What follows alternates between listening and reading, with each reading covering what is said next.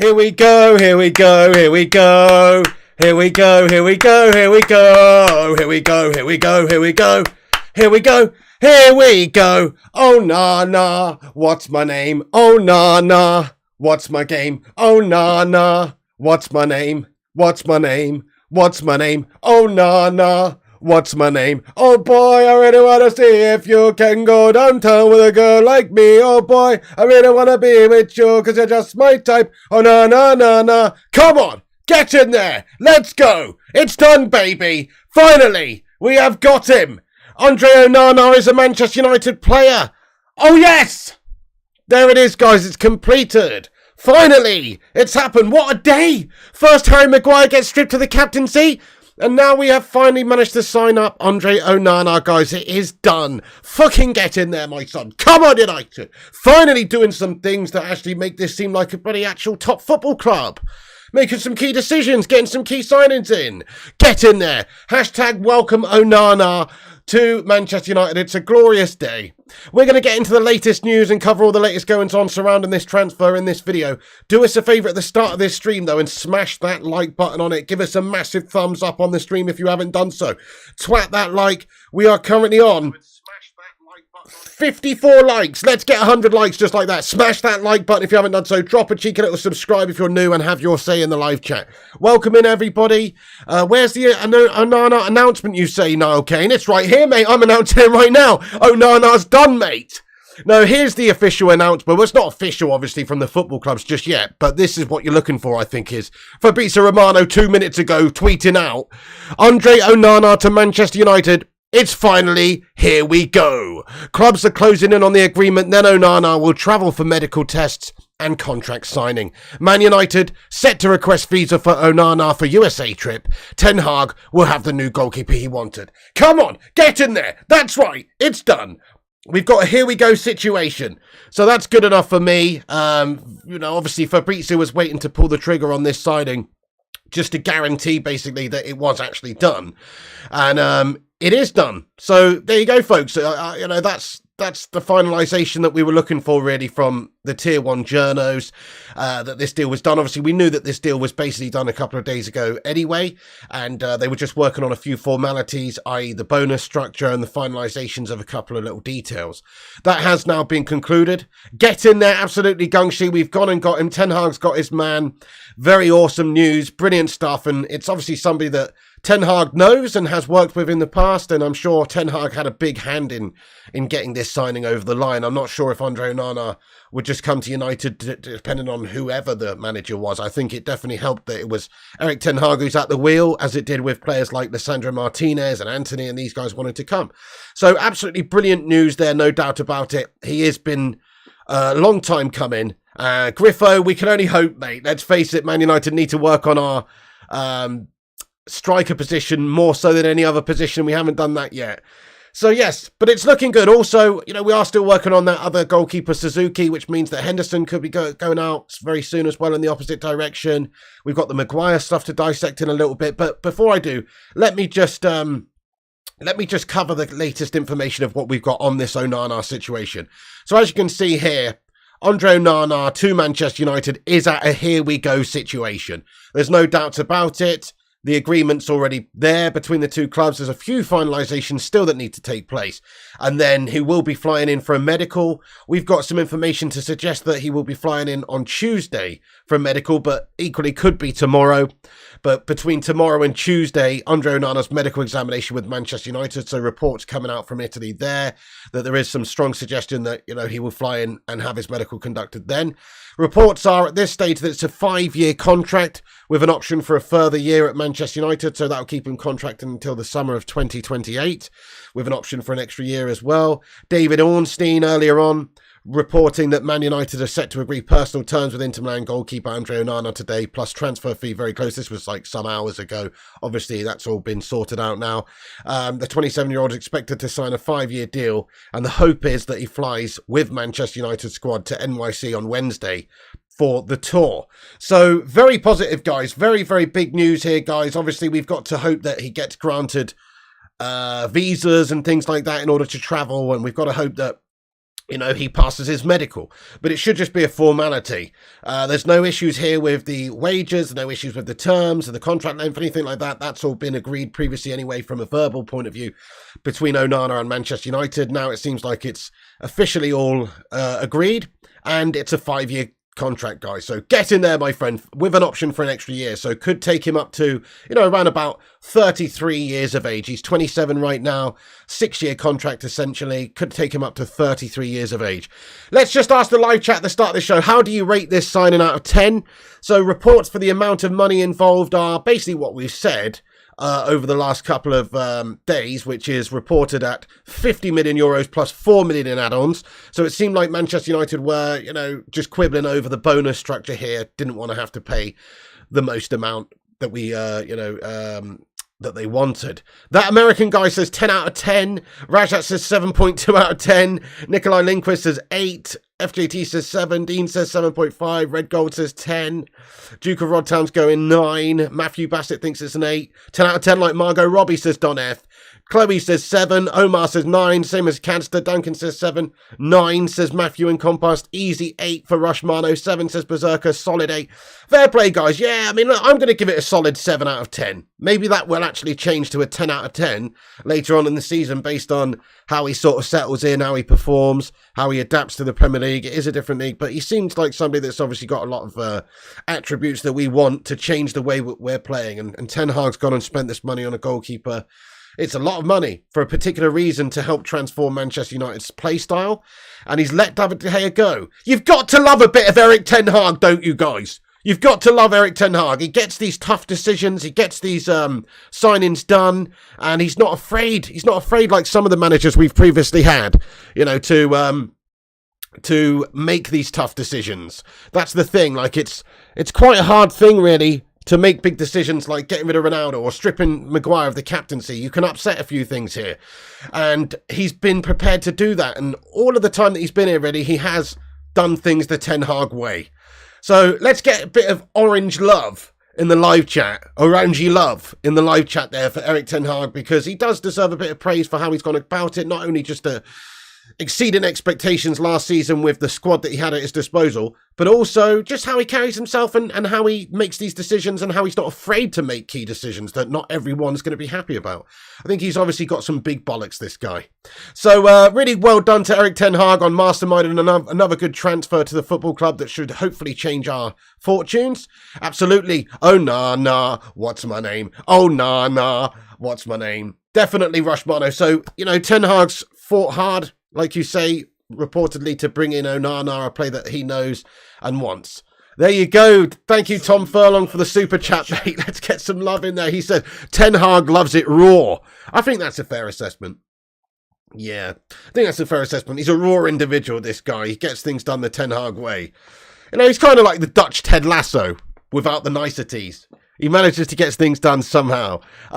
He's got stone bollocks as OHB. Love that. And the right type of stone bollocks. Obviously, Harry Maguire's got stone bollocks as well. But that's just because he's made of stone. There's a big difference. Anyway, yes, absolutely. Get in there, my friend. Tactician Tom says, here we go. After watching Champions League football, I said to Zach, we need that keeper at United. Perfect for the way we want to play. Spot on. Very well said. Absolutely. So it should be a transformative signing for Manchester United. We should be able to play out comfortably from the back now. It should give us that ability to transition from defence into attack in a more fluid way and a more devastating way as well, because he's got all of the different attributes for a goalkeeper. He can essentially play like a super deep line playmaker for you, looking for those long sprayed passes forward, looking for runners. But he can also have that security and that safety around the box, playing those short passes. So he's not just leaving us exposed sometimes and making a lot of errors playing out, i.e. like David De Gea. De Gea was a tremendous goalkeeper, but that's not his strong point. Andre Onana's strong point is, well, one of his strong points is certainly his distribution and his comfort with the ball at his feet, especially under pressure as well, which is something that I think Ten Hag wants to try and utilise. We want to try and play out from the back. We want to try and keep hold of the ball as much as possible. And sometimes when you're hoofing the ball up the pitch, which you kind of have to when you've got somebody like De Gea, who you kind of have to treat the ball like a hot potato out there, you can lose the possession. You're turning over possession a lot of the time. But with somebody like Andre Onana, the idea is hopefully we'll be able to keep hold of that ball and retain that possession better whilst playing it forward. for Manchester United. So I think it does have the ability to change the way we play. And like you say, if you look at what Onana was doing in the Champions League last season, looked very comfortable in that final against City, looked very, very comfortable, and it could be really, really good for us. So I think it is a very good signing for Manchester United. I'll give it a 7 out of 10. There's a lot of money involved here for a goalie. Not too bothered about the money, but you know, it's one position in the side that we had a good goalkeeper in. We still need to go out there and address other positions in the team. But, you know, it's a brilliant start. This window's shaping up a little bit now. We have managed to get to, you know, the second signing of the summer. We've got Mason Mount, who is a good player, who does improve our starting 11. And now Andre Onana coming in certainly does that as well, I think. Well, it remains to be seen. You know, he could end up being an absolute flop. I doubt it, because he seems like somebody that Ten Hag really trusts in and has gone and spent a lot of money for a reason on.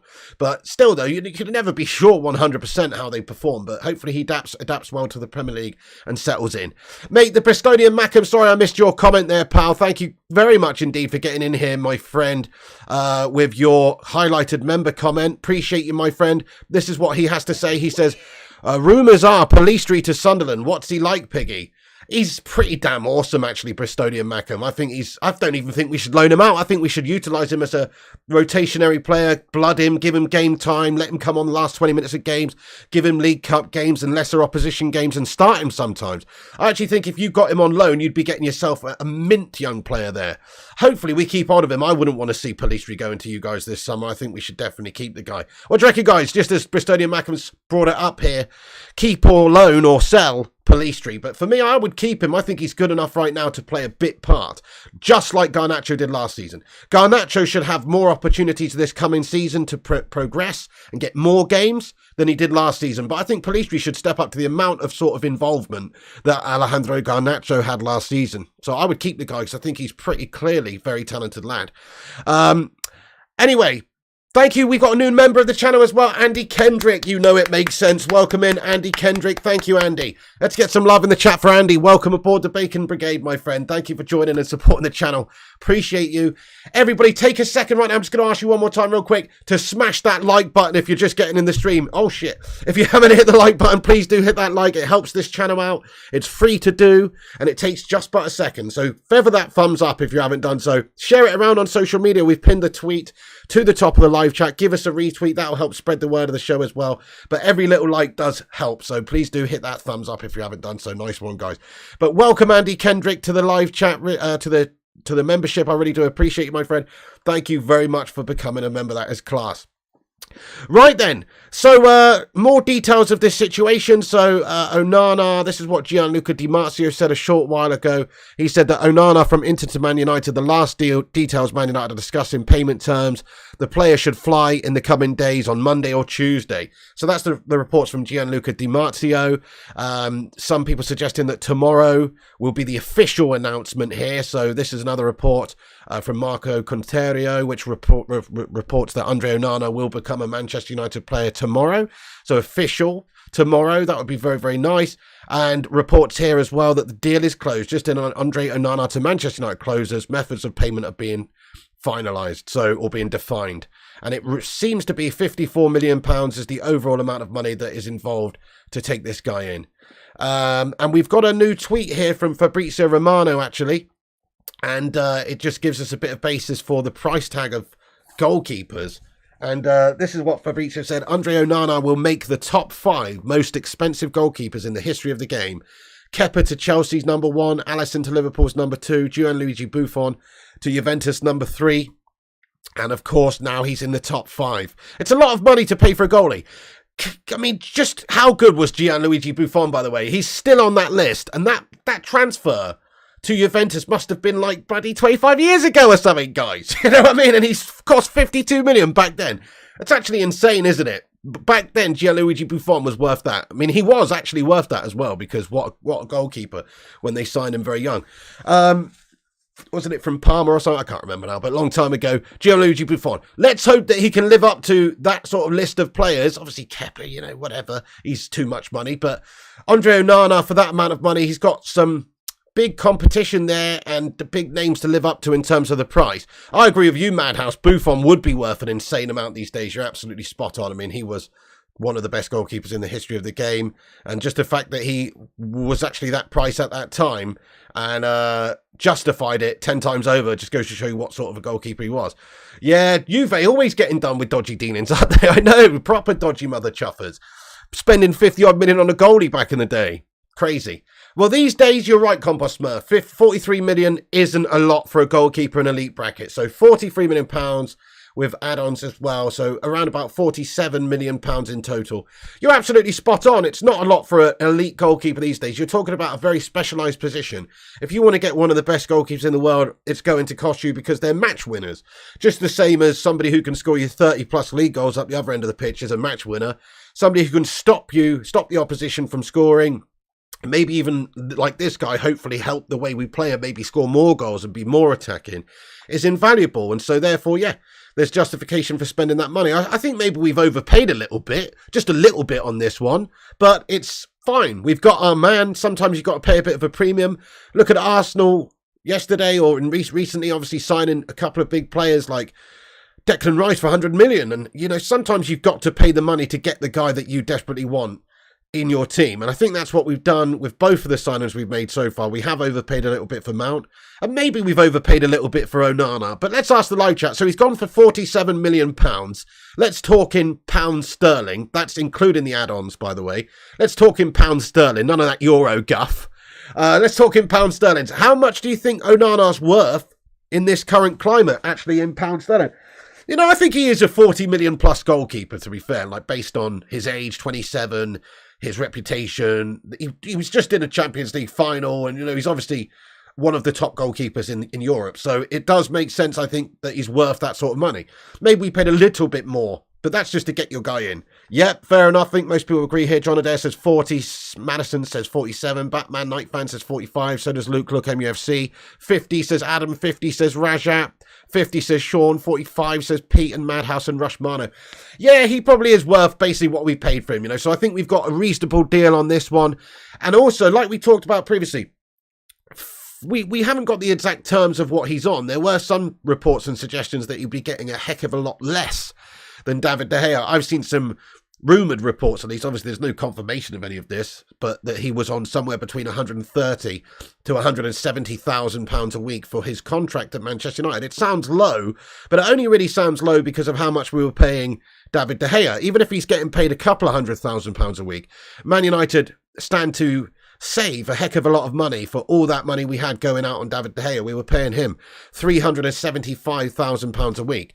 So when you take that into consideration, it kind of made sense maybe to let David go, spend the initial investment, of course, to spend the money on this guy to please Inter, which is a lot of money. But then you're saving quite a bit of money every week as well. So instead of paying 270 or 375,000 pounds a week, maybe you're spending nearly half that, which means that you're pocketing millions of pounds every single year just on the saved wages from David De Gea. And the idea is that hopefully it makes you better as a team. So it's actually not the worst bit of business, I think, from United letting De Gea go. Plus, factor in Henderson. Henderson's just some absolute anchor with a W on the front, who is just like weighing us down. He's just weighing us down. He's just done nothing, has he? He's the goalkeeping equivalent of Phil No Bones Jones. Just coming and done nothing, and he's on big money, 6 figures a week, 130k a week or whatnot. Doesn't make sense for Henderson to be here anymore. So I think we'll see Henderson sold ASAP. Nottingham Forest or somebody else may well be interested in him, which saves you more money off the books every single week. And then if we're going to get this youngster Zion Suzuki from you know, he's obviously a Japanese international, then we can certainly have a look at, you know, he plays for Uwawara Reds. We can certainly have a look at saving even more money there. It's just needless money that we were wasting on goalkeepers. £500,000+ a week before all of this changed this summer. So now it makes more sense. Now we can actually justify what we're spending on the goalkeepers, and it gives us more money. Yep, John Adair, hopefully it's the case. Zion for number 2. Certainly. Well, we've still got Heaton at the football club. We've still got, you know, Kovar. We've still got some good options, but certainly Zion Suzuki seems like a good youngster for the future. Look, don't know too much about him, but if we've identified him, it makes sense to bring him in for a cheap price and have him develop and deputise at the football club, especially if you're going to get rid of Henderson, who's very overrated and on a lot of money and probably will slot into a lower Premier League style team. and generate us some cash as well. So happy days there, guys. I think there's big changes coming at Manchester United, both in terms of the personnel this summer coming in and out, obviously, but also in the way that which we go about the game and the way in which we play. Ten Hag only had one season to change things at United. It was never going to be a perfect season. There was often a lot of people who were getting on Ten Hag's case whenever we lost one game or something, but he didn't really have the squad to have a perfect season or really challenge for everything. The fact that we were in a few different trophies towards the end of the season and got to the FA Cup final, we finished top 3 and won the League Cup, you know, it does deserve a heck of a lot of credit for Ten Hag. And with another year and new players that he actually wants coming into the side, Mount, Onana, potentially Højlund, some other players that will transform the way we play, you should start to see it take shape. The Ten Hag era. Come on, United! Come on, Onana! Come on, Erik Ten Hag! A new era is among us, guys. Get excited. I can feel it in my loins. Plus, if we get rid of the shit owners, the Glazer shithouses in this window, which who knows if that's going to happen, but it surely is. If we can get rid of those toads as the owners of Manchester United, the good days are going to be coming back to United, I believe. The happy days. The days where we can really be proud of our football club. You know, the days where we can really, you know, be jubilant about the current situation. It's coming back. Yeah, sorry about my snot there, guys. I've got the tissue. I've got the Kleenex on the go. I'm actually really unwell right now. I'm paracetamol up to the 9s right now to do this show. And, you know, so forgive me. I am seriously snotty. I am snotty McTominay right now, guys. Speaking of snotty McTominay, he's got to get to fuck, doesn't he, himself? Time to move on, time to get a little bit of a change going on in regards to some of the other players that are in this football club.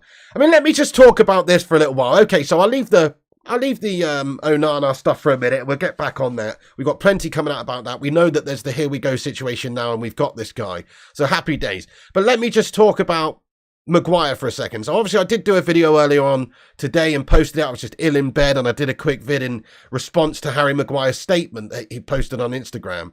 Can we get a hashtag Maguire out, please?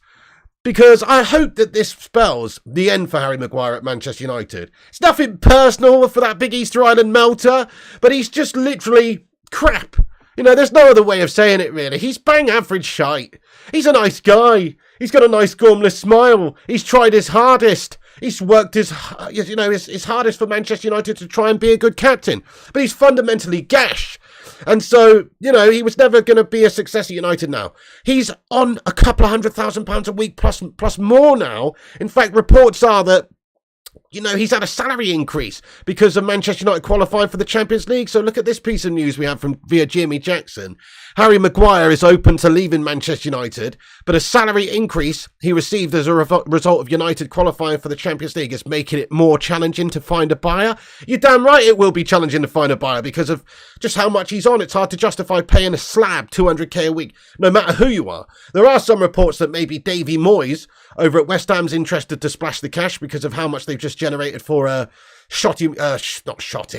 Declan Rice, and that he may be interested in Shotty McTominay as well as a replacement for Declan Rice. So it's possible we could do some sort of deal, but who knows? I mean, Maguire is currently considering his future, and obviously with what's happened with Ten Hag pulling him to one side and having that conversation with him right at the start of pre-season essentially and saying, look, I want to go in a different direction with my captain and you are not the captain.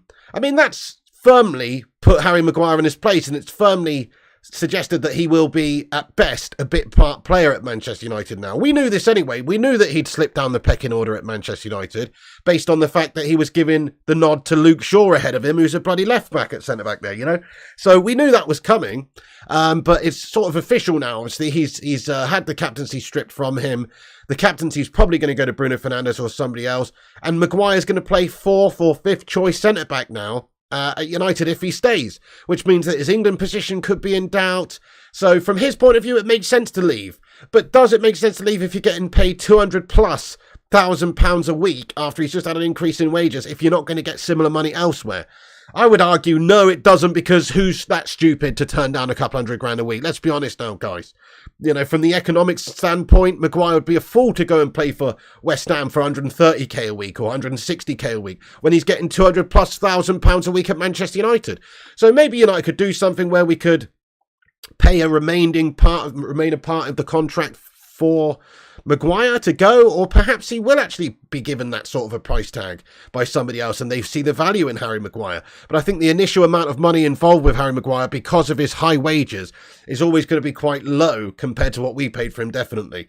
So I think 25 million quid, Harry Maguire, come and knock on our door, David Moyes, and let's do some business, my friend. And if not David Moyes, then somebody else. Let's just get rid of this absolute human slab of a man. Oh, but it's a good day though, guys, because Harry Maguire has been removed as captain. Can't ask for more than that. We were expecting that would be the case, and it's actually been made official. So happy days on that one, guys. Loving that news. Absolutely. Let me just look at the live chat, see what you guys are saying about Maguire before we get back into Onana. Rajat says Maguire can move to Mykonos FC. He's been cursed at United, says Bello. He has. It's just never been the right fit for him at United. Some players come into this club, good players, better players than Harry Maguire, I might add, and don't fit for whatever reason. It happens all the time. It's a weird thing. Sometimes it's just about chemistry. Sometimes it's about opportunity. Sometimes it's about luck, fitness, whatever the case may be. With Harry Maguire, it's just down to the fact that he's shite. But a lot of really good players, much better players than Maguire, have come in and flopped, i.e., you know, Diego Forlan wasn't a success at United, even though he was an insanely good player. Juan Sebastian Veron's another one. Alexis Sanchez, what a wanker. But obviously, on paper, he was a great player before we signed him, and then he turned to absolute dust. So there's so many players that come in that you have high expectations for, and they don't live up to it. And Maguire's just another one of those, sadly. Now, when we signed a guy for £80 million, we thought we were getting a good player. I don't think anybody thought we were getting the next Rio Ferdinand or anything, but we thought we were getting a really good player. And he started off reasonably well for us, and then it just kept going downhill forever. There you go, Compost says Maguire's never been good enough for a top-half team. Well, you know, mid-table, I think you're absolutely right. If he's playing for the right team, I could see him going back to Leicester and playing championship vibes. I could see him going to play for West Ham or Everton and playing low-block gash football. That's really where he's at. He's not like a great top-tier player. He shouldn't be playing for one of the top teams. You know, if Man United sent a memo out to all the football clubs in the world and said Maguire's available for £20 million, not many teams in the top competitions are going to go for him. It's not like you're going to see Real Madrid or Barcelona or Bayern Munich or these guys queuing up to take him even for that price. I don't think they would take the risk. He's obviously a proven melter, but he is a good standard. He does play for England. He has played well on international level. He's a good standard, but you know, he's more like between a 12th place and a 6th place type team. He's not a top 4 Champions League standard player. He's just not. So, you know, hopefully Raja, hopefully Saudis come in for him. They can maybe pay the most money to Manchester United for the guy. That'd be beautiful. Barthez was another failure at Manchester United, even though he came with a huge name and reputation. You're absolutely right. You know, this Schweinsteiger, he didn't get given the chances, but what a player. Didn't work out from United because we didn't play him. So for one of Schneiderlin's another one. Great at Southampton, we signed him, then he was shite. You know, it's like it doesn't always happen for players who come into United, and he's just another one to add to that list. Watch out, Slabby's on the pitch. I will be so happy to feel or not feel that sense that maybe he could score an OG or that he could make a big cataclysmic error. The problem with Maguire is he's actually fundamentally a decent sort of an all-round defender. Like, he's got the ability to play out from the back. He's a good passer. He's actually good with the ball at his feet for a big slab. He's good at heading the ball away, although not great because he can't really jump. But he's pretty good at just heading things away and clearing the ball away. You can't really argue with that. But in terms of, like, you know, in terms of positioning, in terms of just intelligence as a centre-back, he's lacking. And also physically he's lacking because he's so slow. So, yeah, he's just he's a decent, good player for the right team, but not for Manchester United.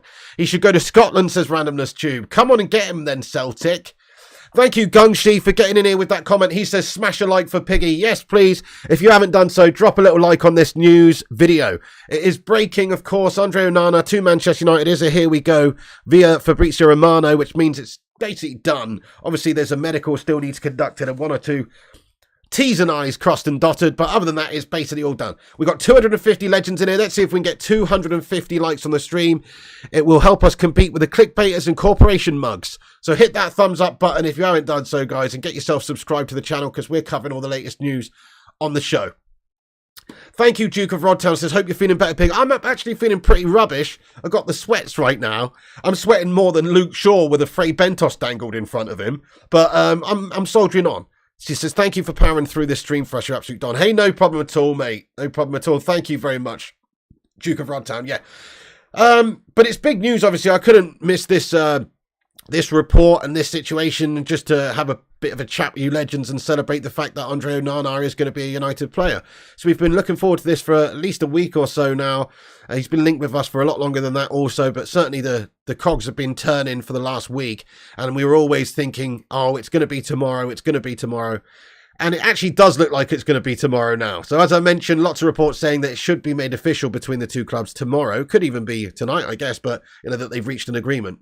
But it should be made official tomorrow. Then it's a case of him flying in, which could happen tomorrow or Tuesday, to conduct his medical at United.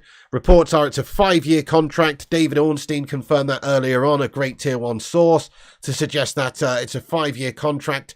And there's an option for an extra year as well reported, so it could be a 6-year contract. So it's a 5-year plus 1 contract, and this is what Ornstein said. Man United set to agree personal terms with Inter Milan goalkeeper Andre Onana today, which has now been done, obviously.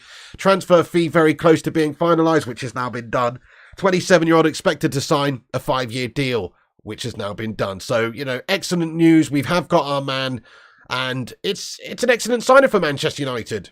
It's an excellent signing for Ten Hag, and I think with a goalkeeper like that, it just gives you much more options in the team. So we can play now with perhaps a little bit more of attacking intent. If you've got someone who's more adept at sweeping up, who's somebody who's better at collecting the ball outside of his area as well, and keeping hold of it well and not bottling it, and keeping hold of possession for your team, it means you can attack more. It means you can actually get forward more because you've got somebody who's a bit of a specialist in that department to sweep up.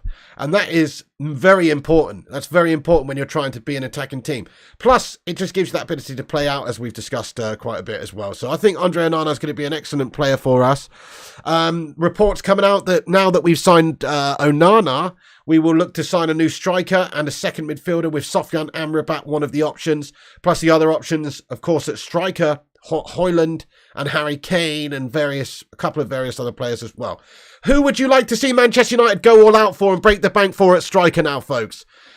I am going to keep singing the praises of Harry Kane. I think it's very unrealistic, but as I mentioned before, if we want to talk about who we need stylistically, last season, Casemiro to come in and sit in front of the back four and control that midfield and protect the back four with his experience and ready-made ability to slot in. This summer, looks like we've gone and got Onana, who's a transformative signing for the goalkeeper and the style of how we're going to go about it. Well, I would love to see us go get Harry Kane because of how he's going to score goals for us up top, how he's going to, hold the ball up for us, how he's going to bring others into play, how he's going to, come in with that already made, proven Premier League experience and pedigree of scoring a shit ton of goals. Kane says fire up and Chewbacca. Ramos says Chloe Jenkins. Højlund says Danny. Højlund says Boomy. I'd be up for signing Højlund. Of course I would if the price is right. But if they want 85 mil, they can do one. Which are some of the latest reports is that that's the amount of money that they want for him, which is just insane. I mean, that's crazy, isn't it? 85 million for Højlund, a lad who scored 9 Serie A goals last season. It's not going to happen. Even though he's got massive potential, he's obviously a star player for the future. You can't justify spending that money on him right now. You could put 20, 30 million extra towards it and go get Kane. And what is that? That's just a sale of Henderson or McTominay or Maguire or something. So just do the business, get rid of a few players and then go and get Kane. Gonçalo Ramos says Rajat. Rasmus Højlund says Duncan. Kane says Sean. Hey, Ronnie Dodge, thank you for getting your highlighted member comment in here, bro. I really appreciate you, dude. Thank you for being a member for 19 months. Hashtag 19, mate. Thank you for being a member of this channel. I appreciate you, dude. He says teams will think twice before pressing us now. Yeah, absolutely, mate. Absolutely. And, if they commit numbers forward and we get the ball back via the goalkeeper, like I say, he's got both the ability to play out short from the back, but also to play those lovely, long forward passes to get us going. He's a distributor. So if you actually look at his statistics last season in Serie A, they are quite impressive, particularly in the short passing game. I think he completed 100% of his short passes last season, which is better than anybody in the Premier League as well, obviously. He's just very cool customer on the ball when it comes to playing out from the back. Let's get this information up on the screen for you here as well. There's a new Fabrizio Romano tweet. Let me just put this up to give you the latest information from the man himself. So, yes, let me just pop this up on the screen for you guys. New tweet from Fabrizio just this evening. It says this. Understand that Andre Onana will sign a 5-year deal at Manchester United, valid until June 2028. Manchester United will also include an option for a further season until 2029. Sources feel it was impossible to reject Man United for Onana. Ready to sign. Little bit slow there, Fab. Little bit slow, my friend. You know what I mean? We've been talking about that ages ago. Oh, I'm just kidding. But yeah, obviously that was the news that was reported a long time ago. Various different sources coming out to suggest that it's a 5-year deal with the option for an extra year. Happy days, guys. Great business for Manchester United. 6 years now we've got this goalkeeper, and it's going to hopefully help us going forward. He's got that Champions League experience as well. We're back in the Champions League this year.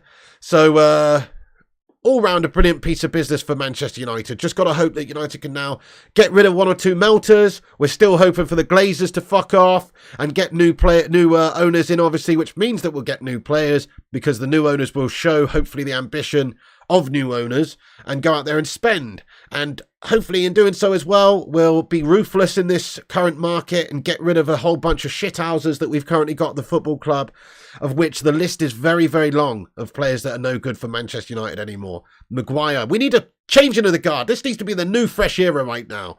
I know you can't often look to get rid of all your players that you don't want anymore at the same time because of contractual obligations that you've got with these players, because, you know, they're on money and they don't necessarily want to go unless there's the right offer for them.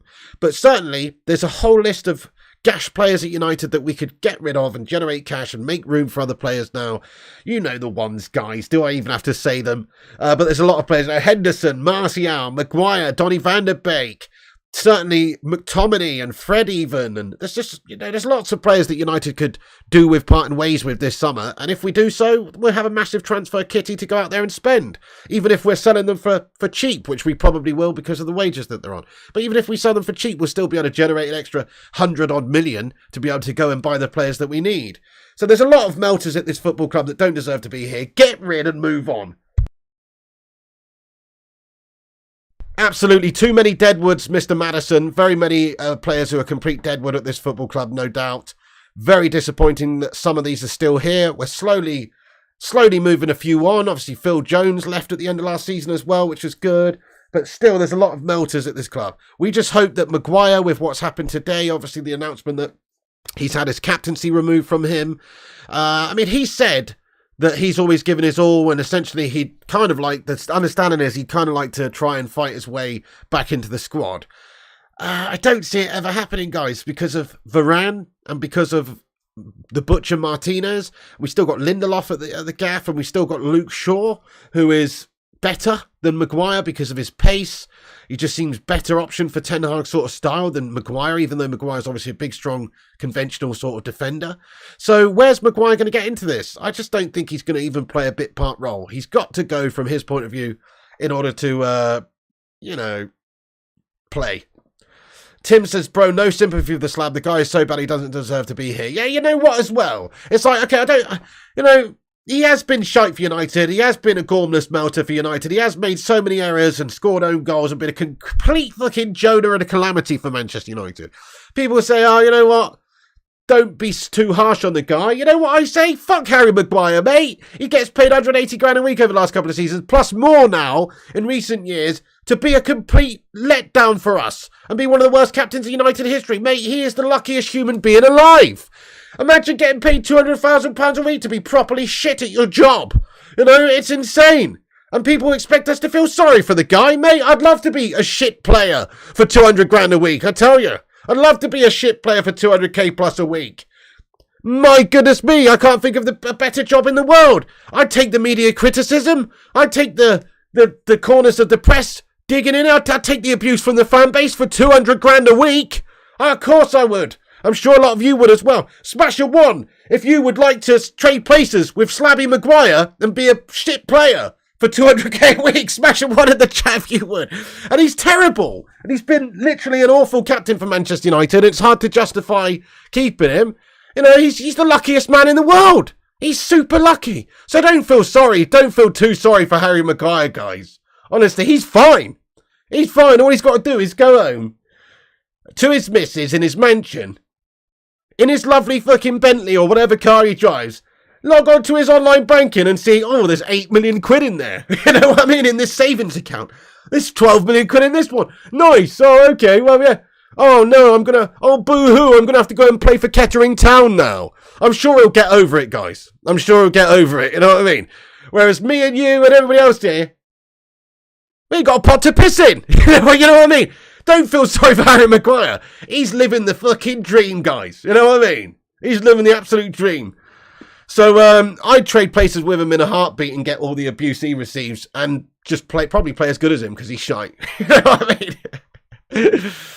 Griffo says Maguire is overhated. I think you accidentally misspelled that. Is that an autocorrect situation? It's obviously overrated. Overrated, no. Yeah, okay, maybe he is overhated. Maybe he is. It's not his fault that he cost £80 million, is it? It's not his fault that Solskjaer saw something in him, which I don't know why, and gave him the captain's armband. Those two things, the fact that he cost so much and the fact that he was given the armband and leading Manchester United, just put the spotlight on him and maybe increase the pressure on him. Perhaps without the armband and without that big price tag, if he'd have just come in for 12 million, maybe we'd have looked at him slightly differently and maybe there wouldn't have been so much backlash on Harry Maguire. But the fact is, he is an £80 million defender. It's not his fault that he cost 80 million, but that's what we paid for him. And we also gave him the armband. I suppose that's not his fault either. But come on, he's also, you got to be honest, Griffo, he's hated in a justifiable way, if you ask me, for many reasons. Firstly, let me just talk about his ability. That's obvious. He's not good enough to be Man United player. But he's kind of, what's the word? He's like, he's a little bit delusional. Some of the stuff that he said previously after bad performances, or like, do you remember when he was quoted as saying, oh, well, you know, obviously every manager who's ever played me, who's ever managed me has played me every single week. You know, they wouldn't be doing that if I wasn't a great player and all this sort of stuff. Remember when he came out and said that stuff? It's like he's just a bit clueless. He's not got the right sort of, he doesn't say the right things. He winds people up. That's the reality. So I think that's why he's hated as well. There's a reason for it. Because he says stupid things. Has to be said. But, you know, maybe he does get a little bit of unfair flack. Fact says Remstar Music. He did have an excellent World Cup. I've always said this. I've always said that for England, Harry Maguire has been nothing short of a great player. I honestly think if you look at the World Cup team who went about it, Maguire overperformed.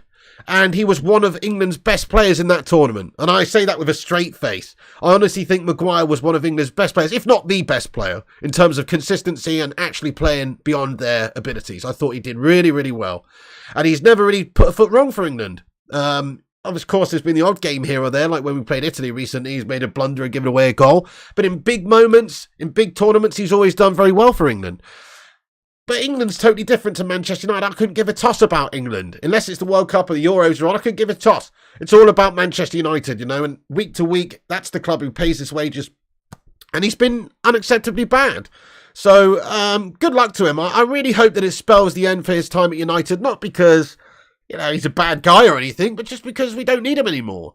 We're moving on. Like I said earlier, we should have a new era now. We should make a bold change at United, fold over the page, and start on with a new chapter at United, which is the successful era under Erik ten Hag. And there's no place for a breeze block or a stone pillar of a man, such as Harry Maguire at this football club anymore. He is a passenger now. Previously, he was not a passenger. He was one of the drivers. He was the captain. Unfortunately, he drove us off a fucking cliff, the guy. But, you know, if we can make him a passenger now, which he is, you just get off at the next stop. Get off at the next stop. Your ticket's up, mate. You've reached the end of the line. You know what I mean? Time to make a change at Manchester United. Fundamental change. And that starts with stripping him of the captaincy, which is now done, but also moving him on, because he is just a passenger now at this football club. Tim Clerdon says Maguire's literally a 2-mile-an-hour fridge, and he has caused fans terrible pain and suffering for years. Only silver lining was Pig's reaction to him being a human slab. Well, that's a great comment, Tim Clerdon. So, you know, we as fans have our right to voice our opinions on these players who represent our team and who are paid hundreds of £1,000s a week to do so. And if we think they're performing shite, we're well within our rights to say so, right? And I think Harry Maguire, as far as players at Manchester United, he's been pretty bad for a lot of people's health. You know, he's been bad for my health over the years, guys. And I'm not even joking. Just having to watch him go about his ways of absolute mediocrity at the back and making errors and mistakes. It's stressful, guys. It's stressful being a Manchester United fan with Maguire in the team. And You know, getting rid of Maguire probably adds a little bit of life onto a lot of people who are watching. I'm not even kidding. He's a stressful individual. True, says John Booker. Absolutely. So, through no fault of his own, he's tried his hardest. As I've said this before, he's always tried to do the right thing at Manchester United, but he just can't do it. So, we've made the right decision finally to get rid of that absolute human tree of a man. Who should be Maguire's replacement as captain? Let's ask the live chat that. So there are fresh reports coming out this evening in the light of what's happened, with lots of people speculating that Bruno Fernandes will be the next captain. And I think that that's probably the most likely outcome, because you've seen Bruno being given the armband by Erik ten Hag a lot towards the end of last season when Harry Maguire was not in the team. So I think that makes the most sense. But who would you like to see as the next captain of Manchester United? Have your say in the live chat. And shout out to William Reedy, who's re-upped his membership and become a member again of the channel. Come on, let's get your favourite emoji to welcome Mr. Reedy. William, thank you so much for being a member of this channel, my friend. Get in there. Welcome to the Bacon Brigade. He's a long-time member anyway, this guy. Thank you very much for supporting the show, mate. I appreciate you. I hope you've been keeping well as well. Let's see what you legends are saying for who should be captain. Casemiro, says AML. Steve Nichols is going for Bruno as well for captain. Bruno or Casemiro, says Simon Warner. Irish365 is repping Bruno. And so does Matthew and Sean. Mason Mount, says Madhouse. Oh, piss off. I know you're just kidding there, Madhouse. Crikey, could you imagine? Fuck that. You know, he's just come in. Look, I hope he's a really good player for Manchester United. But he's 24, isn't he? And he's also a Chelsea scumbag. I mean, the fact that he's got the 7 shirt is an absolute mare in itself. Like, what was Ten Hag smoking on? Probably some Dutch homegrown or something. I don't know. But what was he smoking on when he made that decision? I still don't understand that justification of him giving the number 7 shirt, other than to give him a kick up the bollocks and to say, look, this is what I think of you. Go and live up to this number. You know, other than to put a bit of pressure or confidence in him to say, hey, look, this is what I think of you. Go and impress me. Other than that, I don't really see how it makes sense to give him the number 7. But anyway, definitely not as captain. Definitely not captain material, not yet. Maybe in the future, look, if these players come in, it's all about who proves themselves at United. Some of these players could flop. You don't want to do what we did. Remember when we gave Maguire the captaincy basically as soon as he came in? I mean, what's that all about? You know, you've got to prove yourself at United first. That was a big mistake that Ole Gunnar Solskjaer committed. Don't want to do that again. You don't want to be in that position again where you make the wrong decision. I think Bruno's been here for years. Even Casemiro, who's proved himself over the last year to be a great player and a great warrior for us and has the right fighting spirit. Only problem there is his English language barrier, perhaps. Sing Game says Bruno makes too many mistakes to be captain for me. Casemiro for you. Fair play, I can understand it. Plus, Bruno Fernandes maybe, you know, he's bottled it a couple of games. I've seen him bottle it a couple of games and his head's gone. Like that Liverpool game, he just shits the bed and his head goes down and it looks like he can't be asked. But I've only seen that a couple of times. Most of the time he's fighting tooth and nail and he's doing the most running in the team and he's working hard. He's leading by example. So, no, I think that Bruno Fernandes makes a great possibility. Mustafa says Rashford. I'm going to get a little poll on the go here, actually.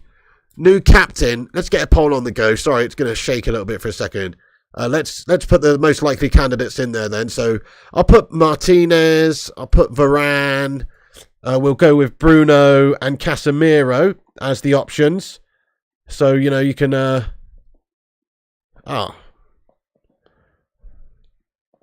well, that's not worked. That's not worked. Hang on a second. Let me go over here. But, yeah. I personally think it's just very likely that Bruno Fernandes gets the armband. I don't see any reason why Ten Hag would give it to anybody else at this stage. He's obviously his trusted sort of leader towards the end of last season. So it'd make a bit of sense if that was the case now. Right, here we go. Let me do this. New captain. We'll get a poll on the go just so we got a definitive percentage vote from the live chat. Let's go Martinez, Varane. Let's go with Casemiro.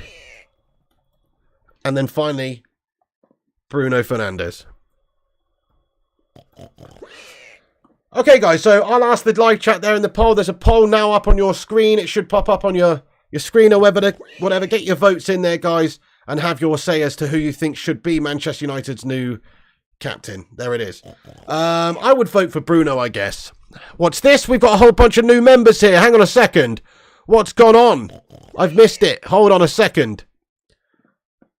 Gungshi, you fucking legend. Come on, he's just gifted out 10 memberships on the channel. Gungshi, thank you so much, mate. That's very, very nice of you. Check this out.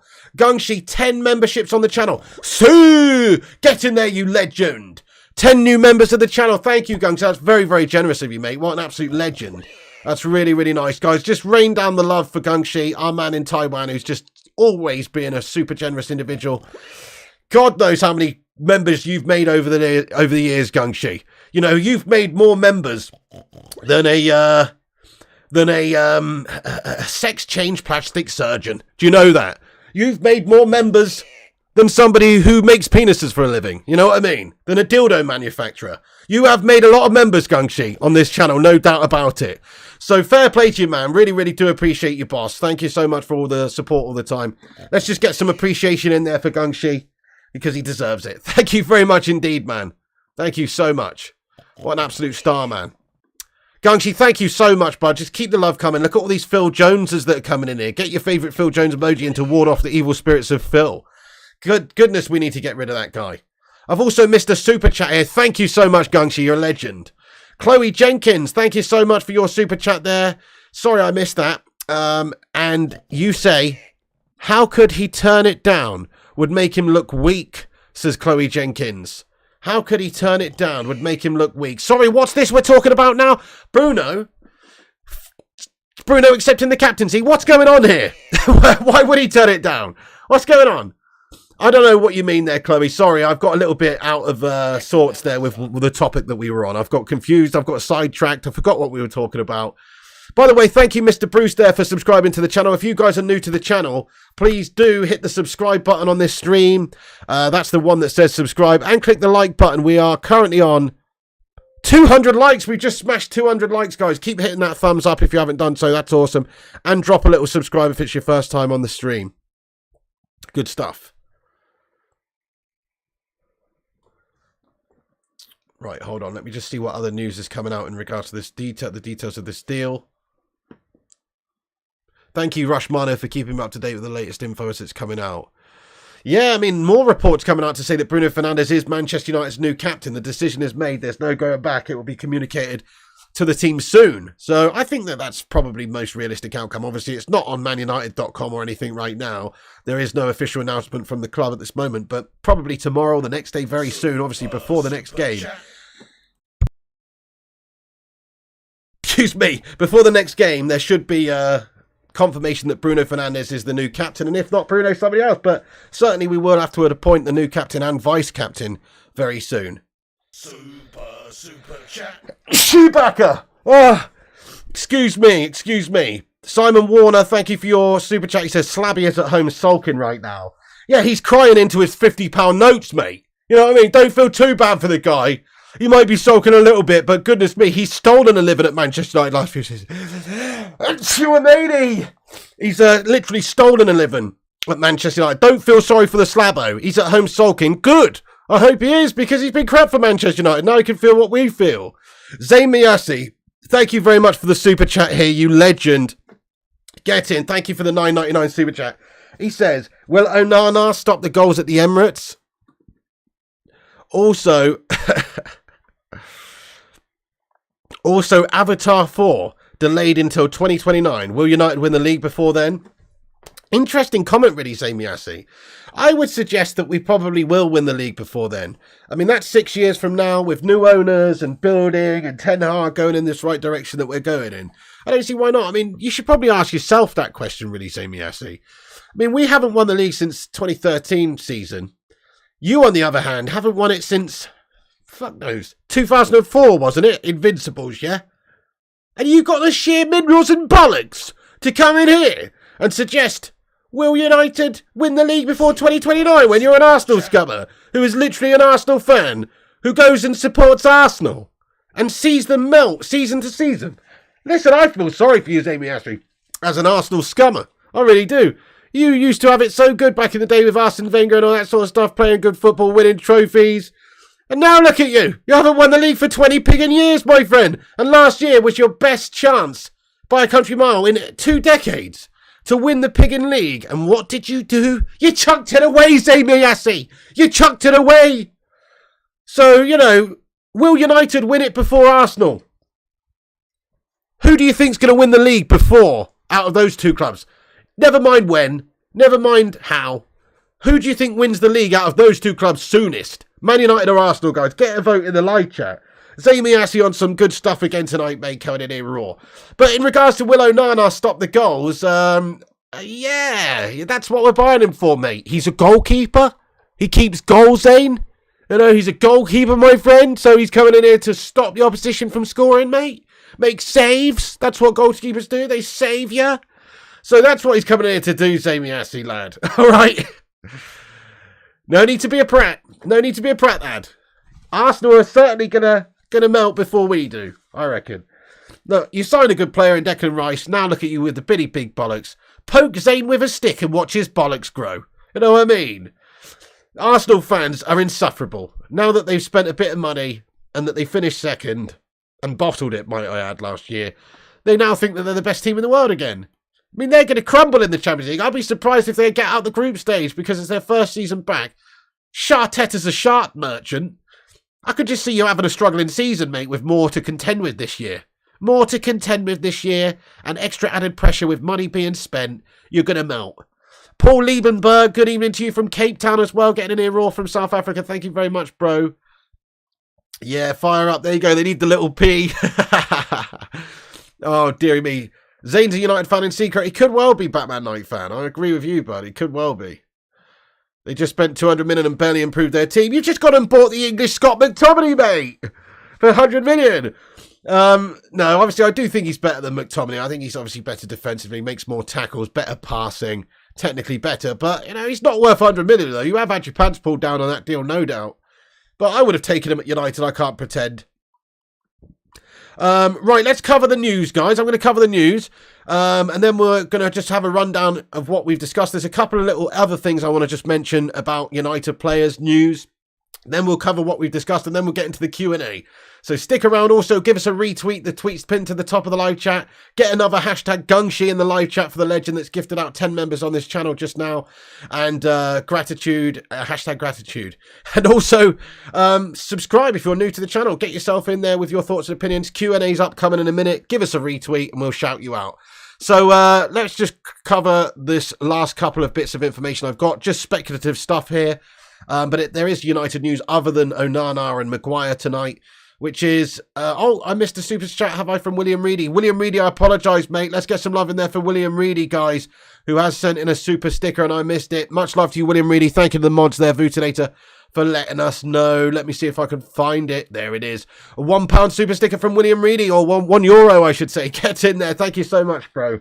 Sorry for all this dribbling I'm doing right now, by the way, mate. I've got the dribbling ability of Slabby Maguire right now, mate. Just absolutely melting out of my skull. So apologies for that. But thank you, William Reedy. You're a top man. Appreciate that, dude. And thanks for becoming a member again. Right, so Telles. There was reports that maybe Saudi Arabia were interested in him. Now there's some new reports. Another report, just a speculative one, coming out to suggest that Brazilian club Flamengo are interested in signing Alex Telles. However, they want MUFC to sell him for less than his market value of 6.4 million. So, you know, I think, yes, we should just sell him to whoever wants him at this stage. 5 million quid, whatever, 7 million quid, 8 million quid. How much do you think Telles is worth in this market? We're not going to dwell on that. It's just a tiny bit of insignificant news, but we want to see players sold. Telles needs to go. There's no place for him in the team. And yes, let's do some business and get rid of the guy. But somewhere between 5 and 10 million, hopefully we can generate for Alex Telles. We didn't pay much more than that ourselves. So that would be good business for Manchester United to get rid of him in this window. But the reports are Flamengo are interested in him. So hopefully that's the case. And then also, yeah, just another speculative report coming out. Sky Sports reporting that Man United are still monitoring Leon Goretzka's situation closely, even after signing Mason Mount. So I think this is obviously a BS sort of rubbish story. But 2 to 3 other top clubs are also interested in the midfielder. Yeah, that would be great. But again, don't really see it being all that realistic. But there is a speculative story from Sky Sports that Man United are Monitor FC, are monitoring Leon Goretzka. So that's the only other little bits of information and news that I really wanted to talk about. Just check some updates real quick, see if there's 1 or 2 more that's happened. Liverpool still interested in Fiorentina's Sofian Amrabat as Fabinho replacement. That's another story coming out today. Hopefully Man United have got enough about us to go and get that deal done quickly as another sort of squad player would be nice. Get somebody else in that midfield, especially if we're losing Fred or selling Fred or McTominay or both. Would be nice to get them done. That's basically the other news that's going on. Anyway, so quick rundown of what we've discussed, and then it's time for the Q&A. So strap yourselves in, lads and lasses. So just to clarify what we discussed, Maguire is reportedly open to leaving Manchester United now after having that whole conversation with Erik ten Hag and having the captaincy removed from him. But a salary increase he received as a result of United qualifying for the Champions League is making it more challenging for United to sell, and also less likely that a club would be prepared to go and spend the money weekly on what we pay Maguire. So that's possible, but there is reports that he's considering his options after having the captaincy removed from him. Obviously, he won't be the happiest about that situation, and it's an indicator of what's to come for Harry. If you're not the captain, there's a good reason for that. It's because you're not going to play very often. It's not part of Ten Hag's plans in the same way that he was. So it's probably best for him to move on, go and play football somewhere else. Hopefully United can do some business and sell him to wherever may be the case. There was an Onana meeting today, and his representatives accepted Manchester United contract offer in a meeting which took place today. That's another report that came out. We've got another late night tweet, actually a bit more news from Fabrizio Romano, guys. Let me just pop this up on the screen so you can see what's going on. Fabrizio Romano has reported that Atalanta only want cash for Rasmus Højlund after holding talks with Manchester United over the possibility of including players. They asked for a big sum, around 70 million euros. Do you think we should pay 70 million euros for Rasmus Højlund, guys? Yes or no? Have a vote in the live chat. Yes or no? Should we pay 70 million euros for Rasmus Højlund? I say, nah, mate. I don't think we should. I think there's better ways we could spend that money. Not that he's not a great player, one for the future. Hopefully we can negotiate with them and get him for more like 50 million euros. But 70 million euros is an absolute rip-off for a 9-goal-a-season merchant, which is what he currently is. To pretend that he's any better than that at the moment, silly. In the future, he could well be. In the future, he could be one of the best strikers in world football, which is, I guess, why you have to spend a significant premium to bring him in. But I think it's just silly to say that he would be worth us spending 70 million on right now. It's redonkulous. Have a look at this, guys, though. So, there is the info. Rasmus Højlund, little bit of an update. Atalanta only want cash for Rasmus Højlund after holding talks with Manchester United over the possibility of including players via Fabrizio Romano. So yeah, looks similar sort of situation there really with Rasmus. Personally would rather see us avoid him and not pay that amount of money. It's too much money. Yeah, good shout there, Mr. Don Gungshi. 100% agree with you. He needs to fuck off to West Ham, lad. That would be beautiful. Thank you, Rushmanos, to subscribe to the channel. Yeah. So hopefully, hopefully we could get him for a lot less than that anyway, Rasmus Højlund. But there is fair bits of info to suggest that that's what they want. They want a lot of money. There's a silly report coming out tonight that Chelsea are interested in Harry Maguire. Chelsea are considering entering the race for Harry Maguire alongside West Ham, Tottenham and Newcastle. Come and get him. If that's true, come and get him. But I think that's a very, very speculative story. In fact, it's from The Sun. So why are we even talking about that?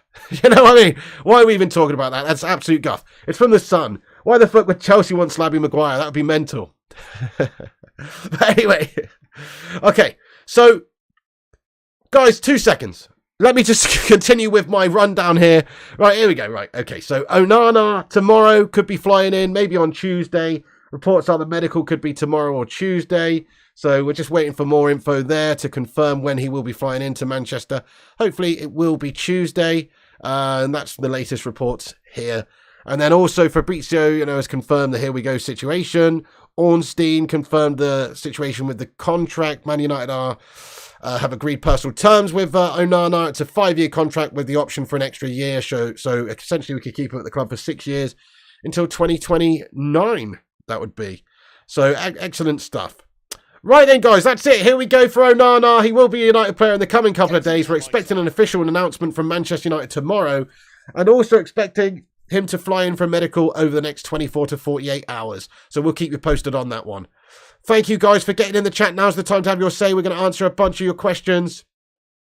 And get in there with your thoughts and opinions now. So have your say. Drop a like on this video if you haven't done. give us a cheeky little retweet and a thumbs up and subscribe if you're new. Let me check out the Twitter, actually, and shout out everyone over on Twitter who's given us a retweet. Shout out to every single one of you legends that has done it. It does help the channel. 10 legends have retweeted this show tonight. Shout out to all you 10 legends. Let's see who you are. Transfers_UTD. Check out Transfers_UTD on Twitter, by the way. That's my man Rushmano's page on Twitter. Great, literally up-to-the-minute news and reports on United. Jaden, Aaron, Feline Fur, Boomy, ADV, John Boy Cat, Sin Games, Luan France, and Trey's Way. Thank you all so much for retweeting the show. That does, honestly, help the channel out no end. So thank you, lads and lasses. Luan, thank you so much, lads and lasses, for sharing that. Much love, much love. Right, I'm going to just end this poll here, folks. What is the poll? So, because it's in the way of the chat. So the poll, I asked you to choose who you want as the new captain. We've had a bunch of votes, and Bruno Fernandes has clearly won the vote with 52% of the vote. Casemiro comes in second with 24%. Lissandro the Butcher Martinez gets 19% of the poll, and Varane only 6%. So the majority of the live chat would like to see Bruno Fernandes given the armband. I think that's a grand assessment from everyone, and that's probably the most likely outcome, no doubt. So thank you guys for voting on that. Great stuff. OP Dragon, thank you very much for getting your highlighted comment in here, my friend. Appreciate you, dude. What's he said? He says, Pig is an absolute legend, hero, Don of Dons. Man, love watching this channel and love the community here. Hell yeah, Pig. 69 dudes. Dude, feeling the love. Thank you so much, OP Dragon. That's very nice of you to say. Love the community around here. It is pretty epic, lad. Thank you for that. Thanks for being a part of it, mate. We've also got a new subscriber here I'm going to shout out. If you're new, hit the subscribe. Maybe your name will pop up on the screen if you've got your subscriptions as public anyway. Then that should happen. Where is he? Where's he gone? Oh, yeah. Matty Isaac, thanks for subscribing to the channel. And K Morris, thank you so much for your super chat here. He says, can we have Ahmed back, Piggy? In my opinion, I would be prepared to let him go. You know, I would definitely be prepared to let him go, K Morris, because, you know, he's not going to get many games at United next season, so I don't see why not. I'm guessing you're talking about Sunderland, right? Obviously going back there and playing for you guys. I'd say yes. I'd say fine, but maybe we should be looking at, no disrespect, loaning him to a better team to get better experience at a higher level. No disrespect. But I certainly think he's not going to get a lot of chances at United, but maybe we'll see in pre-season him do some amazing things and justify a place in the squad. We'll see. True Gamer, thanks for popping in before bed, mate. Good to see you. Get in there. Have a good night's sleep. Thank you, Don Gungshi, as well. Much love, much love. Zamiasi's got another super chat in here. I'm just catching up with the chat now, guys. Zamiasi says, I think Ramsdale is better than Onana and cheaper. I don't. I think Ramsdale's absolutely overrated guff, lad. Yeah? Fair enough. He is pretty good, actually. No, he's actually decent, lad. He's actually decent. But no, I don't think he's better than Onana, mate. He's a limited goalkeeper, in my opinion. He's a good shot stopper, unless he's playing against you know, a Portuguese team in the Europa League, that he's shite. But he's a decent goalkeeper. I think he is pretty good, but he's not as good as Onana. No chance. I disagree with you, mate. But thank you for getting your delusions in here once again, and your, quite frankly, bias towards Arsenal here. I mean, you probably think something crazy like Gabriel Jesus is the best striker in the world or something. You know, that's the sort of Arsenal mentality. You're not there anymore, mate. You're not there anymore, bud. You know, he thinks they're signing Bobby Charlton for £100 million. You haven't. You signed Declan Rice on West Ham mug, who's just won the Conference League, mate. Stop noshing yourself off. Thank you, TC Boy. I appreciate that, dude. He says your shows are fire. Thank you, TC Boy. Thank you, The Hoop Man says drop a like and a sub for the Piggo guys if you haven't. Thank you, The Hoop Man. Get in there, you handsome legend. I appreciate that. Mount says we haven't even seen Onana in the Premier League yet. You can't compare. Well, you can compare because we have seen him as a goalkeeper, you know, elsewhere, so you can compare him. He's a Champions League goalkeeper. But yes, I mean, obviously we're going to have to wait and see what he does in the Premier League. Dabo says he makes a few howlers. All goalkeepers do. I cannot reiterate this enough. Literally all goalkeepers do at some stage. It's part of the job. It's just it goes with the territory, unfortunately. It's going to be an error-laden, you know, you're going to make errors as a goalkeeper no matter who you are. Whether you're Gianluigi Buffon or Iker Casillas or Gordon Banks, whoever you are, at some point you're going to do a clanger. Zamiasi, thank you so much, bud, for the super chat here, getting in again with his thoughts and opinions. What's he say? Zamiasi, goodness me, he says, He says, why are we not seeing more African goalkeepers in the league? As they have great footballers and talent. I mean, it's an interesting shout, isn't it? I mean, I can think of a couple. There's a couple that we've had. You know, Chelsea's ex-goalkeeper. You know, there's a couple, but you make a good point. You know, you make a good point, but don't know really. I mean, there is a lot of great African players. In terms of African goalkeepers, who's the best African goalkeepers in world football, guys? Get your thoughts in there. Obviously, you got Mendy. Oh yeah, Rajat says Bunu as well. Moroccan goalie, isn't he? You know, there's a few good ones. But I don't know. I mean, it's a good question. Who knows the answer to that? Yeah, no keeper is perfect, says Zane. Says Simon. Sorry, Simon, I just called you Zane. Dude, I apologise. Yeah, we've not seen Ramsdale in the Champions League, absolutely, but he was a melter in the Europa League, so, you know, it doesn't bode well. It's a fair point, though. I wonder why. Zane's finally laid off the Tsar, says... More Scottish goalies for Man United, says I love handles. Onana's the best, says JK. No one good at everything, true, says Rajat. Very true. Grobbelaar, yeah, Bruce Grobbelaar back in the day was. We're going back a little bit now, though, my friend. Ex-Liverpool scummer. We're going back a little bit now. Chuck Lombardo says, thoughts on Police 3? Great young talent. Give him chances. Watch him flourish. I honestly think he'll do great things if we give him chances. I'd certainly keep him for the season and see how he gets on. Onana hopefully will be at least 8.5 out of 10, says Rajat. Fergie would shy away because of the Cup of Nations tournament and lose the player for a month. Hey, that's a great point as well, Primo. Yeah, fair point. So the Africa Cup of Nations does come into it when you lose these players in January. That's actually a really great point. Busy Shake Out a Beast. Thank you, bro. It's a great answer on that Africa players question. Salute, my friend. Busy the Beast. Get in there, my friend. How are you doing? A long time legend. I hope you're doing well. Busy the Beast. Thank you so much for the super chat. Did I even really answer it? I don't know. Didn't even really answer it, but, you know. But thank you, Busy. I just said there's a few and I don't really know why. But, goodness knows. I don't know. It's a good question. Why is there no good USA outfield players? You know what I mean? Tactician Tom says, what's this getting in there raw stuff? Because you know what? We like to get in there raw around these parts, just like Eric Ten Hag with his signings. Let's get a raw emoji in the live chat, everyone. You know, who doesn't like it raw around here? I do. So there you go. That's what it's all about. We like to go in there raw. That's what we do, mate. That means unadulterated, without any pre-planning and no precautions or safety net. You know what I mean? Going in there raw. That's what I'm saying. Lots of raw emojis coming in the chat there. Love it. Love to see it. Raw dogging all day, says Dabo. Oh my goodness me. Right. Anyway, guys, gonna stick around for another 5 or 10 minutes or so and have a bunch of comments of yours read out, so keep getting them in there. As always, drop a thumbs up. My phone's died. Just going to charge that sucker up. And get your thoughts in now for the final part of this show. It's great that we've got Onana incoming, though. Very, very satisfied with that signing. I think he can help Manchester United play a new style. I'm looking forward to seeing us playing a more attacking style and scoring a lot more goals. I don't really care if we concede more goals, to be honest, as long as we score a lot more goals. Be more attacking and take the sort of mentality of let's outscore the opposition, because we should be doing that. Manchester United's a historic attacking team. So yes, I'll be happy. We like it raw, don't we, the Hoop Man? Absolutely. Who's the next signing, chat? Right, Mounts. Great question. Let's ask the chat. Who's the next signing? I would say it's probably going to be Sofyan Amrabat, just because he's linked to us at the moment and he's cheap, which means that we should be able to get that deal done. Hopefully. Who knows, though? Could be Rasmus Højlund. We could even be surprised with us showing serious ambition and going to get a striker like Harry Kane. But I think we've got to go and get a striker very, very soon. Knowing our luck, though, it'll probably go out all summer. Probably take all summer long for us to actually bring somebody in. Need a striker? Absolutely, yeah, definitely. Our play will be much quicker with Onana, says Rushmano. Gonçalo or Højlund, says Raja. Orlando says got a bat in there.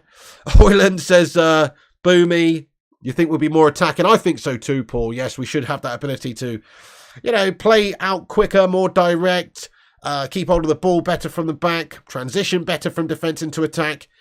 And hopefully, sweep up better. Hopefully that's what's going to happen. Oh, shit, yeah, Suzuki's a great shout. The young Japanese goalkeeper here.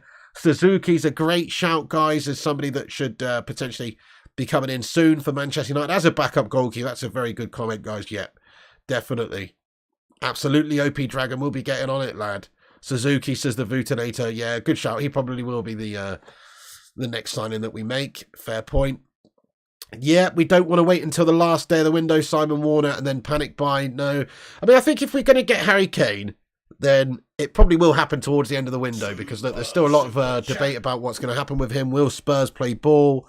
Bayern, speaking in the media yesterday, Uli Hoeneß was suggesting that Kane wants to go to Bayern publicly, and maybe that's pissed Spurs off. Maybe they'll ask for an astronomical amount of money to let the guy go. They stand to lose him in a year's time for nothing, though, so they might do business towards the end of the window. And if Bayern do have an offer accepted, I could see Manchester United trying to match it, especially if new owners come in to our football club, because we should try and get him. But I could see it happening towards the end of the window. But regardless of Kane, I still think we should try and sign Højlund.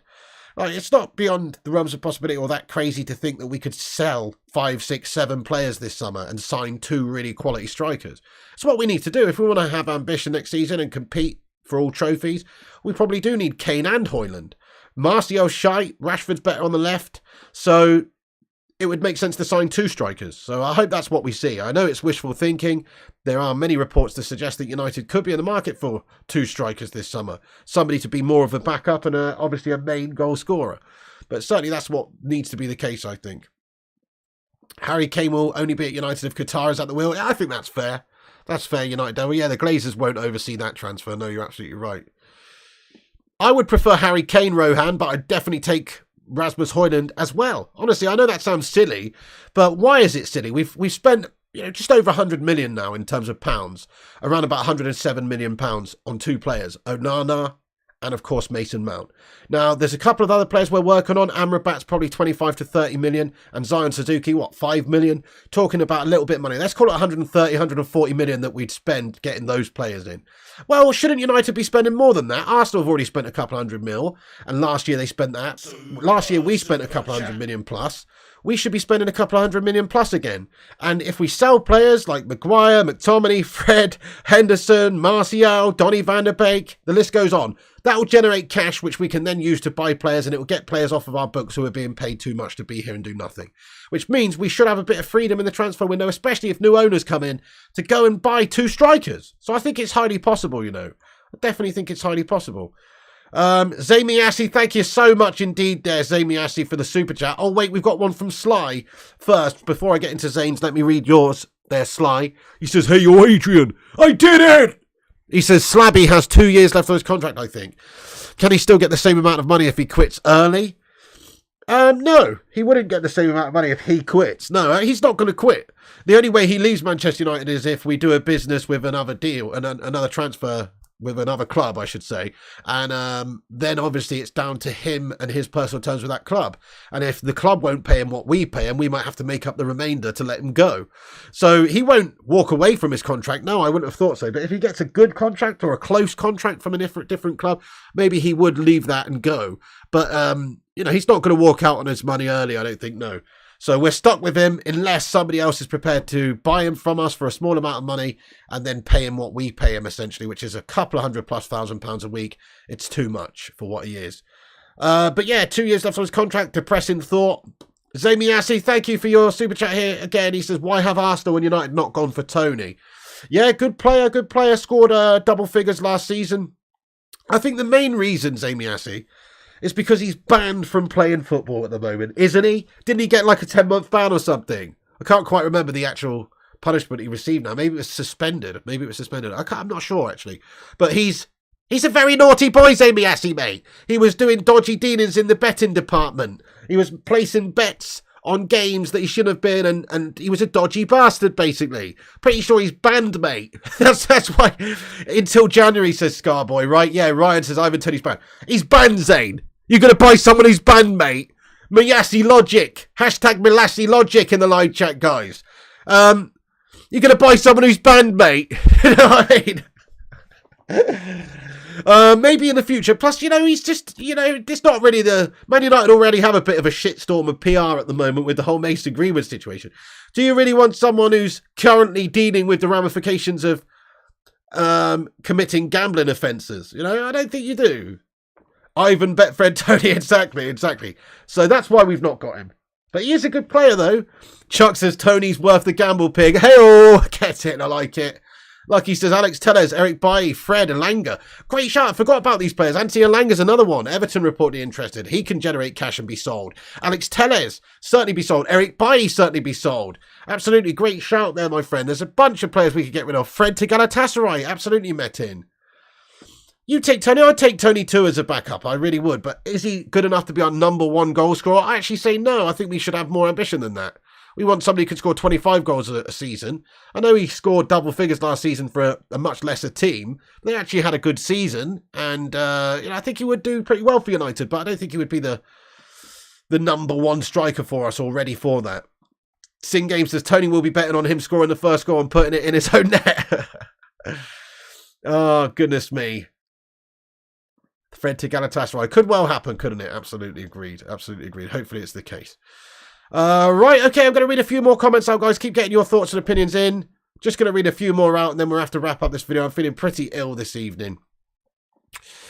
As Rushmano says, always subscribe to the channel if you guys are new to the channel. We're on here daily, giving you the latest updates and news and reactions. So smash the subscribe button, click the bell icon.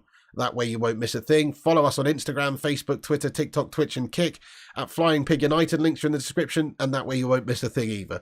Fred to Fulham is another one as well, Simon, or to Saudi. So he could be going to Turkey. There could be interest from Saudi Arabia, and Fulham are reportedly interested in the guy also. Thank you very much, Paul Liebenberg. Much love. Thank you, Pablo Minacci as well, who also says get well soon. Thank you, guys. Zamiasi with another super chat. He says, why is Fred going to Turkey? They have a bad reputation for racism. They do. Do you know where else has a bad reputation for racism? England. I mean, not right now, actually. We're in a pretty good period of time. But back in the 80s, it was rife with it, my son. And also, Italy it has a bad reputation for racism as well. In fact, it's hard to really, it's hard to avoid it in some capacity. But I do agree with you, though. Spain's obviously faced quite a bit of backlash. What happened with Vinicius Jr. towards the end of last season in terms of racism. I think it exists in most of the leagues. I think England probably is the best, actually. We have done the most in recent terms, especially from where we were in like the 1980s. We have done the best in terms of trying to kick racism out of football. We have tried to do that. But unfortunately, it still exists, and you're never going to get it fully out of the game, I don't think, because it's a societal problem. And it's a societal problem that exists in all cultures, I think, more or less. So, to expect there to be no racism in the Premier League is silly. But yeah, I guess there is more racist football leagues. That has to be said. Turkey, it's known. I mean, Russia's very, very known for it as well. For, targeting black players and things like that. And Spain and Italy and various countries. So it's not just Turkey. It's not just Turkey. I agree. It's everywhere, Raja. It's everywhere. Plus, as a professional footballer, you would hope anyway that the footballing body, the officials, and the team you're playing for would try to safeguard you as best as they can against that, I mean, I think it's the most ridiculous thing ever when you see people being targeted for racism at the football. It shouldn't be in society, let alone in the game of football. And you often see even the players' home fans doing it sometimes if they have a bad game or something. It's actually completely abhorrent, and it just doesn't even make sense. So yeah, I think it's ridiculous. Thank you, Sean Hockridge. Thank you, Scarboy. It's a fair point though, Zane. I mean, it is known over there to be somewhat racist, but it is in most of these footballing cultures, such as England as well. We're not devoid of it. Spain, Italy, all these places are known for it. So I don't think it's just Turkey. I think it's all of the places, really. It's not a nice place, is it, Mounts? No, mate, you're absolutely right. It's filth. Absolutely right. It's a disgusting, horrible, gastastic ball of fluff floating in the sky, mate. It's absolutely awful, isn't it? But you got to try and enjoy it as best you can. Rushmano says, Women's World Cup starts this Thursday. Nice, mate. Get in there. Is Alicia Lehman involved? I'm just kidding. Looking after that cold, I will do, Eamon. Thank you very much. Animation says, hi, Piggy. Champions League Galatasaray. Exactly, there you go. It's a good factor. Ryan says, Don Piglioni. Need to sign Amrabat quickly. Good shout. What do I think about Dybala considering with Leach's partnership? Hey, interesting, yeah, Argentina vibes. I don't know. He's a bit of a prima donna. I think he wants huge money. I don't think it's that realistic, to be fair, but is he a good player? Is he a technical player? Absolutely. Hardcore fans are usually bad in all places. Don't think it's overall people. I think there's worse. I think there's worse countries than others when it comes to like football violence or football racism. But I think it does exist everywhere. Like you say, it's a societal problem. You know, it's a societal problem there. What's the point of thongs, says Boomy? Well, it shows the cheeks, mate. It shows the cheeks, and who doesn't like seeing the cheeks? You know what I mean? I'm a thong man, I must say. Not that I wear thongs. I'm saying, you know, I like a thong. Ladies Cup, thanks for the reminder, says United Devil. Will there be thongs? That's what I want to know. Break out the red panties in the live chat. Right, anyway, guys, I'm gonna have to wrap this video up. I'm slowly melting here. If I melt anymore, I'm gonna have to contact Depol and change my name to Harry Maguire if I melt anymore. So we're gonna have to gonna have to wrap it up there, guys. But you can come back after this video's finished and comment with your thoughts and opinions on anything we've discussed. Thank you, Don Gungshi, a legend. He says, you take care, Piggy. Thank you again for Gungshi for for gifting out 10 members on this channel. Very awesome of you. I really appreciate that. Thank you so much. Thank you all the super chatters in the stream as well who've sent in their thoughts, and people like Zamiasi, etc. Thank you, guys. Thank you all of the channel members for getting your highlighted comments in and for supporting the channel by being members. Thank you for everyone who's moderator in here, such as Sin Games and the Vutinator and Aaron and everyone who has had their say. Well, if Zamiasi's going to keep sending in super chats, I guess I have to stay a little bit longer. Zamiasi, I can't leave when there's super chats coming in, can I? Even if I'm ill. He says, do you think we will have a trans World Cup? I should have just left. I should have just fucking left. Zamiasi says, do you think we will have a trans World Cup? Maguire transition, he would have a chance of winning the World Cup, says Zamiasi.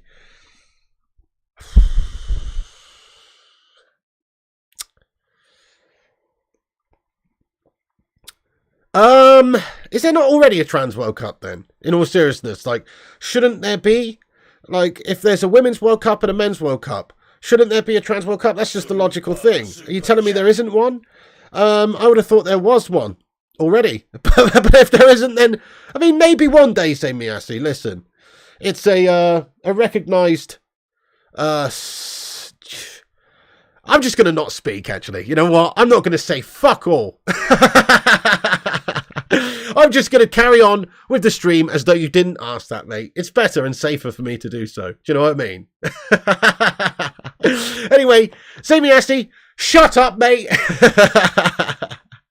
Exactly. Respect people in all walks of life, yeah? But am I going to get into the old intergender debate on this stream right now? No, I'm not. I can't be bothered, Zamiasi, lad. Plead the fifth, exactly the hoot man. Goshi says, wise choice, Piggy. Absolutely. I'm just going to stop speaking now. But yes, look, I believe there should be as many different World Cups for as many different people as possible, as long as it's fair. You know what I'm saying? As long as it's fair. Each to their own, and everyone's own to their each. And yes, get in there. You respect myself. There you go, Chuck. Matt Norton, thank you for your highlighted member comment. Good to see you, Matt Norton. Yes, lad, how the devil are you? Long-time hero. What's going on? 32-month legend of this channel. Can we get a hashtag 32 for Matty Norton? Great to see you. He says, so good to see you back, mate. GGMU. Thank you, Matt Norton. That's very kind of you, mate. Come on. Get in there. Mr. Matty Norton, 32 months a member. See, actually getting in here with a legitimate comment. With a legitimate comment, you know. Thank you, Matt Norton. That's very kind of you, dude. Great to see you, and I hope you're keeping well with yourself.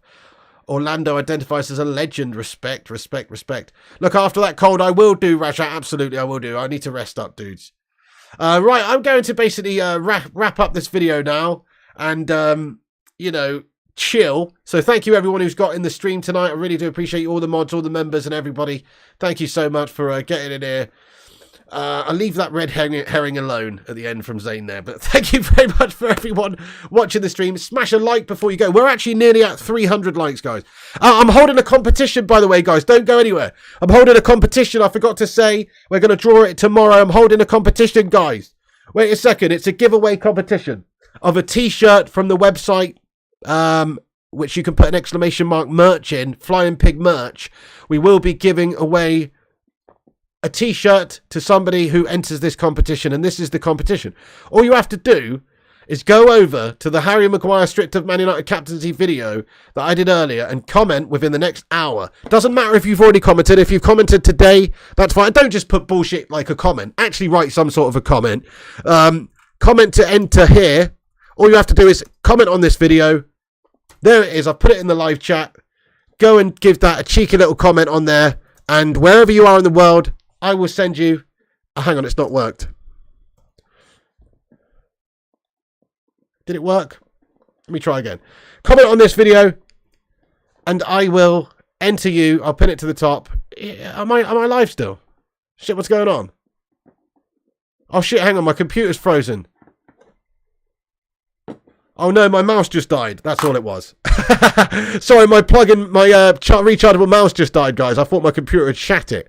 No, we're still alive. We're still alive. Right, I've put that in the live chat, guys. So I will just pin that to the top of the live chat. It's not actually gone through, has it? What a load of old shite. Let me retweet. But yes, all you have to do is comment within the next hour. So between now and 12:42 a.m., everyone who comments within the next hour window on it will be entered into the giveaway, and we'll pick out a random winner using, on the stream, the Wheel of Fortune, you know, competition picky giveaway thing that we've done before. So there it is. Comment on this video, and I'll pin it to the top. There it is. Right, it is pinned to the top now, guys. Thank you, everyone, for watching. Go and enter. You might as well. It's free.